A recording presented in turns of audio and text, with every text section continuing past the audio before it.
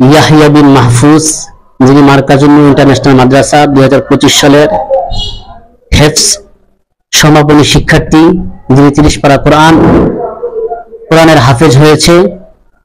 তো এই মুহূর্তে তার পাশে তার স্বনামধন্য পিতা, গর্বিত পিতা, হাফেজ কোরআনের পিতা জনাব মাহফুজুর রহমান সাহেব আমাদের সামনে উপস্থিত আছেন। তার সন্তানের বিষয়ে এবং প্রতিষ্ঠানের বিষয়ে তিনি আমাদেরকে কিছু তথ্য দিবেন, যে এই প্রতিষ্ঠানে মার্কাজুন ইন্টারন্যাশনাল মাদ্রাসায় তার সন্তানকে দেওয়ার পরে তিনি কতটুকু উপকৃত হয়েছেন, সেই তথ্যটি আমাদেরকে ইনশাআল্লাহ দিবেন।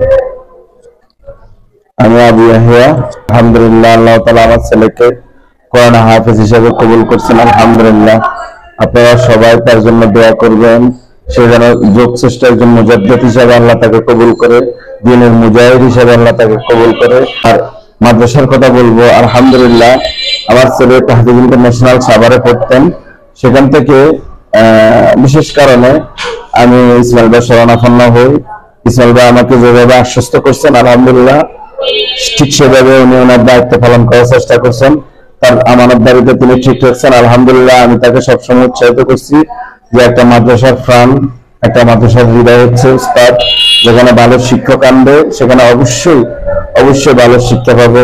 আলহামদুলিল্লাহ আমার ছেলে এখান থেকে এলেনের সাথে সাথে আদব আখলাক আলহামদুলিল্লাহ যথেষ্ট তার জ্ঞান অনুসারে এসে যথেষ্ট অন্বেষণ করছে। আলহামদুলিল্লাহ আল্লাহ খুশি। অতঃপর আমি তার এই গোলাম, আল্লাহর এই গোলাম, আলহামদুলিল্লাহ খুশি।